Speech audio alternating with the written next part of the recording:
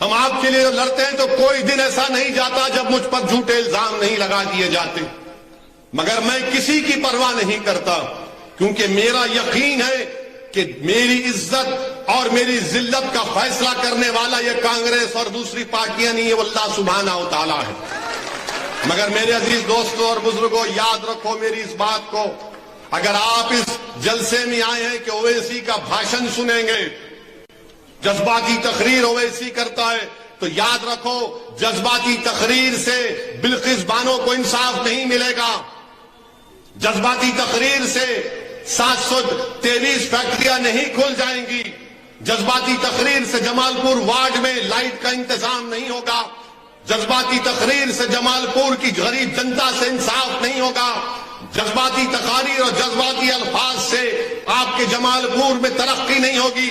अगर तरक्की होगी, नाइंसाफी का खात्मा होगा, तो आपको मुत्तहिद होकर साबिर काबुलीवाला को यहां का एमएलए बनाना पड़ेगा। ये काम आपको करना है। और मैं बार बार आपसे अर्ज कर रहा हूं, जमालपुर विधानसभा से असेंबली हल्के से अगर कोई बीजेपी को हरा सकता है तो उसका नाम साबिर काबुलीवाला और मजलिस इत्तेहाद और मुस्लिमीन है। आपके सामने आकर लोग पुरानी बातें करेंगे, अरे बताओ तुम 27 साल से आप कांग्रेस पार्टी को वोट दे रहे हैं। मैंने अपने स्कूल में अपनी छोटी जमात में जब था तो अपनी उर्दू क्लास में एक सबक पढ़ता था कि एक सबक हमने पढ़ा था कि एक शख्स था कि वो हमेशा हर दिन एक पत्थर मारता था दीवार पे, एक पत्थर, दो पत्थर। एक बच्चा स्कूल को जाता था, देखता था कि भैया ये पत्थर मार रहा है। उसने पूछा क्या कर रहे हो? मैं दीवार तोड़ रहा हूं, दीवार तोड़ रहा हूं। वो बच्चा बड़ा हो गया, वो क्लास से देखते देखते वो 27 साल का हो गया, तब भी वो शख्स पत्थर मार रहा है। दीवार क्यों? अरे क्यों मार रहे हैं? दीवार टूटेगी। अब जब बच्चा 27 साल का हो गया तो उसने कहा कि ए साहब अब पत्थर मत मारो, अब ओवैसी आया है, हम सब मिलके दीवार को तोड़ देंगे इंशाअल्लाह ताला। अब ये कब तक पत्थर, एक एक पत्थर तो गिरती नहीं है दीवार ये, क्योंकि आप पत्थर मारते हैं, पीछे से कांग्रेस उस दीवार को मजबूत करते रहती है भाजपा की। आप तो पत्थर के दीवार गिर जाएगी, दीवार नहीं गिरेगी, दीवार नहीं गिरेगी। याद रखना मेरी बात को। कितने सीट हम लड़ रहे? 14 सीट लड़ रहे। आज एक हमारे उम्मीदवार को बापू नगर से कांग्रेस ने उसको खरीद लिया, उसको खरीद लिया और मालूम हुआ कि उसको 25 लाख या 20 लाख मिले उस पागल को। उसने 20 लाख या 25 लाख में अपने जमीर का सौदा कर लिया। अब कांग्रेस पार्टी बोलती कि ओवैसी के लड़ने से इनको फायदा होता है, तो कांग्रेस पार्टी एक्सपर्ट है, माहिर है खरीदने में और अपने आप को बेचने में, खरीदने में और बेचने में। यहां खरीदे, चुनाव के बाद मोदी के आगे झुक जाएंगे कि पप्पा जी हैं आप हमारे। अब इन दोनों को भाजपा को अल्पसंख्यक समाज से कोई मोहब्बत नहीं है। आपको याद होगा मोदी ने सद्भावना रैली निकाली थी, याद होगा 2012 में शायद सद्भावना रैली निकाली थी। उसमें किसी एक साहब आकर उसको टोपी पहनाना चाह रहे थे। हाँ कौन से? GMDC ground. हाँ जीएमडीसी ग्राउंड में गंजी कह रहे हैं तो सब कुछ, अरे मोदी को टोपी दे रहे हैं। मगर मोदी ने क्या किया? आपको टोपी पहना दी, एक कैंडिडेट नहीं। तो ये इनका मामला है।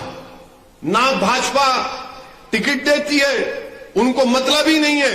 अब इनको क्या तकलीफ है कि बापू नगर में जो हमारा जलसा हुआ था, हजारों की तादाद में अल्हम्दुलिल्लाह जनता आई, तो इनको लगा कि नहीं कुछ करते हैं।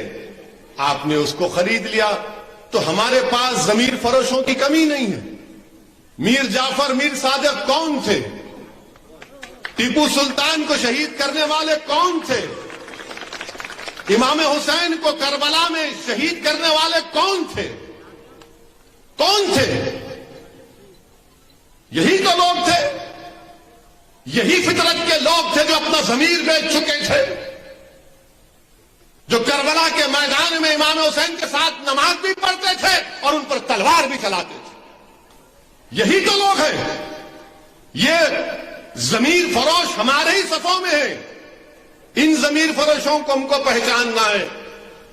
और वो दीवाना जो है चंद लाख में अपना जमीर बेच दिया। मगर याद रखो, कांग्रेस पार्टी अभी बापू नगर का पिक्चर बाकी है। अभी बापू नगर का पिक्चर बाकी है। तुमने जो बिकता था उसको खरीद लिया। मैं बिकने वाला नहीं हूं। मैंने अपने आप को बेच दिया नबी करीम सल्लल्लाहु अलैहि वसल्लम की गुलामों के गुलामी के लिए। तो जो बिकता है तुमने उसको खरीद लिया, जो नहीं बिकता उस पर इल्जाम लगाओ, ये फुला टीम, इसके लड़ने से ऐसा होगा। अरे तुम्हारा राहुल गांधी अमेठी हार गया, मैं लड़ा था क्या? तुम्हारा राहुल गांधी अमेठी लड़ा था, बल्कि मैंने कहा था आओ प्यारे तुम अमेठी मत तोड़ो, अब राहुल गांधी को हैदराबाद से लड़ा लो, जमानत मैं जब्त कराऊंगा इंशाअल्लाह, अल्लाह कराएगा। ये कांग्रेस का गुरूर है। वो कभी भी आपको ताकतवर नहीं देखना चाहते। अच्छा बताओ, कहां है अहमद पटेल के बेटा और बेटी कांग्रेस में हैं? तुमने देखा अहमद पटेल जिसने अपनी जिंदगी कांग्रेस के लगा दी, कहां है? क्या तुमने देखा वो जिनके अल्पसंख्यक समाज मुसलमानों के कांग्रेस के पुराने नेता थे, उनकी औलाद कहां है? माधव सिंह सोलंकी का बेटा एमएलए है, वो कहां बताओ? बोले नहीं जरूरत नहीं है। तो इनका मतलब एक ही है कि दबाओ इन लोगों को। ये कभी भी अगर इनको डर इस बात का है कि अगर मजलिस आपको सियासी लीडर बना देगी, तो उनको डर इस बात का है कि हमारी दुकानदारी खत्म हो जाएगी।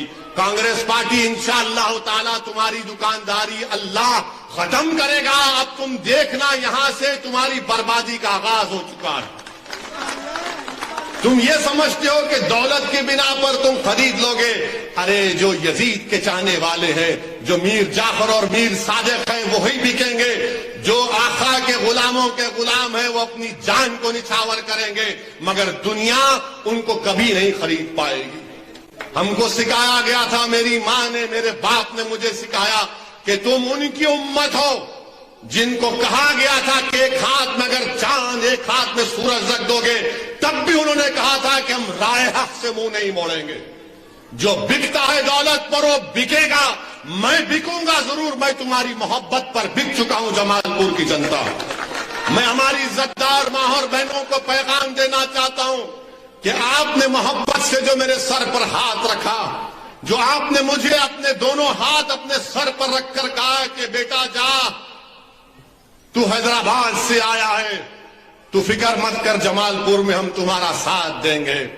तो मैं हैदराबाद से आया हूं, वो हैदर कर्रार की सरजमीन, ये अहमद मुश्तबा की सरजमीन है इंशाअल्लाह ताला। ना हैदर अहमद से जुदा है। मेरे अजीज दोस्तों और बुजुर्गों, याद रखो आप मेरी इस बात को कि कोई पार्टी नहीं चाहती कि आप एक सियासी ताकत बन जाए। कोई नहीं चाहते। कौन चाहता है? जो गुलामी करेंगे, जो उनकी आंख में आंख नहीं डालेंगे, जो अपने आंखों को झुकाएंगे और हाथ बांधकर गुलामों की तरह कहेंगे हे भाई कुछ नहीं निकलेगा, हम वो गुलामी नहीं करेंगे। ये मुल्क हमारा था, है और रहेगा। ना हम मोदी से डरेंगे, ना हम आरएसएस से डरेंगे, ना हम कांग्रेस के बातों में आएंगे। अब 27 साल से आपने भाजपा से मिलकर भाजपा को कामयाब किया। अब क्योंकि एक नई शुरुआत मजलिस इत्तेहाद और मुस्लिमीन कर रही है, इसीलिए कांग्रेस पार्टी और भाजपा को तकलीफ हो चुकी है। मुख्तलिफ तरीकों से वडगाम में हमारा कैंडिडेट, उसको डराया जा रहा है। उसके घर पर लोग जाते हैं। हमारा दलित कैंडिडेट है वडगाम से, कौन डरा रहा है? कांग्रेस पार्टी। क्यों इतना डर रहे हैं भैया आप? जमहूरियत है, इलेक्शन लड़ने दो। अरे हम तो 14 लड़ रहे थे, तुमने एक को खरीद लिया तो 13 बाकी हैं। 182 है ना गुजरात की विधानसभा में? कितने हैं? 182। 13 माइनस करो, कितने रहते? कितने रहते? कितने रहते?